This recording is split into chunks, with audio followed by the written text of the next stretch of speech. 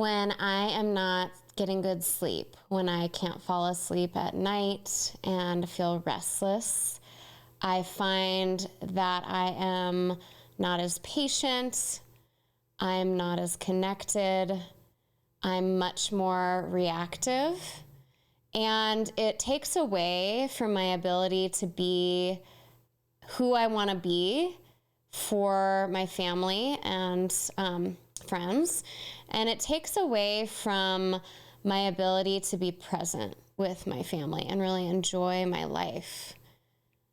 What does lack of sleep make you feel like? What are you missing out on? What are you, what's at stake for you when you aren't rested and you are laying awake at night without being able to sleep? My name is Katie Clark. I am co-founder of Spotted Dog Yoga and Sup in Folsom, California.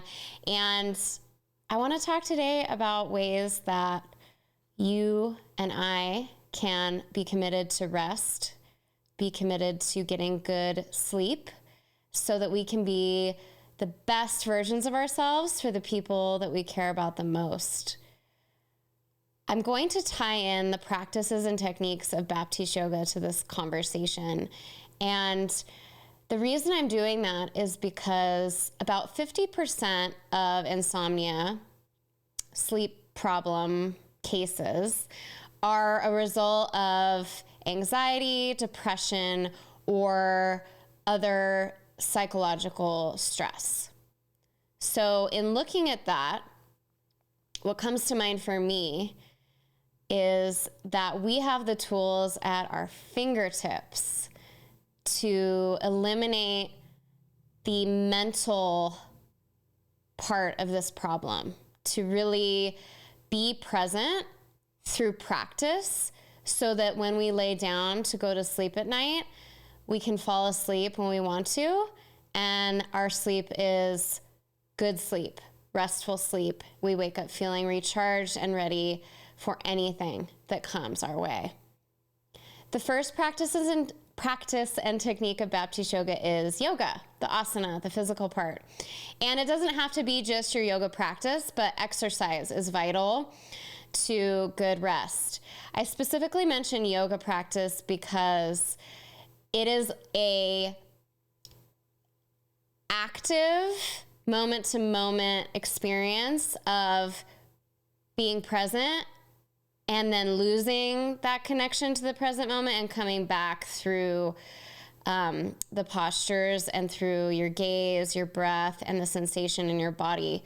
So when you're able to do your yoga practice on the mat and work on your presence, your ability to put your attention on your body instead of your thoughts, you can then take that practice, that developed skill, off the mat and use it when you lay down at night to go to sleep. Use it to put your attention on your body, get present, and defocus from all of those worrying, troubling thoughts that might be circling through your head.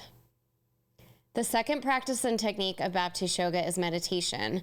And meditation is a great way, especially right before bed, to notice the kinds of thoughts that you're having. What meditation is not is turning your thoughts off or clearing your mind, which actually is not even possible. Your mind will always create thought. But what meditation teaches us is that we do have the ability to put our attention elsewhere. We have the ability to put our attention on our breath, for example, in a meditation. And when thoughts come up that distract us, to notice those thoughts and let them go. Put our attention back on our breath.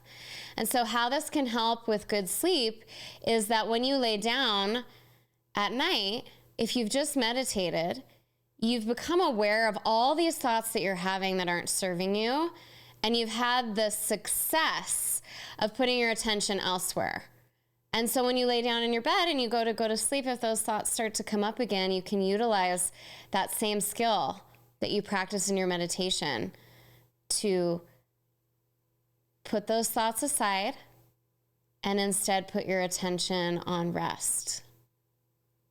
The third practice and technique of Baptiste Yoga is inquiry, which is just asking questions or writing down what's coming up for you. And I really do recommend doing so in a journal, actually putting pen to paper, writing down stream of consciousness, just anything that's bothering you, stressing you out, you're worried about it, you're fearful of it. Write it all down. Then close the journal, put the journal away, and in a sense, put those thoughts away for the night. Allow yourself the opportunity to have rest that is meaningful and helpful to you, to get a good sleep that will allow you to wake up the next morning and feel rejuvenated. The three practices and techniques, asana, the yoga practice, meditation, and inquiry, when utilized on a regular and consistent basis, will allow you to develop more presence in your life. And it's when we're present that we aren't as worried. We aren't as focused on our thoughts. It's our thoughts that create the stress and anxiety that we experience. And so when we're able to be present, like truly present in the moment, we have more freedom to just be and not be so worried and not be so fearful.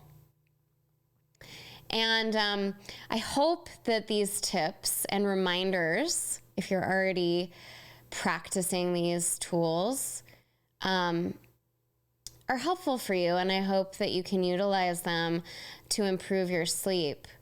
I'm also really excited that on my very first Wellness Wednesday podcast and blog, which will be coming up this coming Wednesday, it's the launch of my Wellness Wednesday. I don't know what it is. It's like it's a side thing for me that I'm really passionate about. I've decided to implement it and kind of thread it into Spotted Dog Yoga because I am really passionate about not just yoga, meditation, and all of these practices that we share through Spotted Dog Yoga, but really creating a healthy lifestyle in everything that we do. So whether it's, nutrition, products that we are using that we might not understand how toxic they are. I've done a lot of research and I'd like to share my knowledge with you. So in this very first Wellness Wednesday blog and podcast, I'm going to be talking about other ways that you can improve your sleep based on possible nutritional deficiencies that you might be having and ways that you can improve your nutrition and the things that you're putting in your body so that you can improve your sleep that way as well. And I hope that you will tune into that. I'm really excited to start sharing some of this information and some of my stories of how I got started with this with you. So thank you for joining, and we'll see you soon.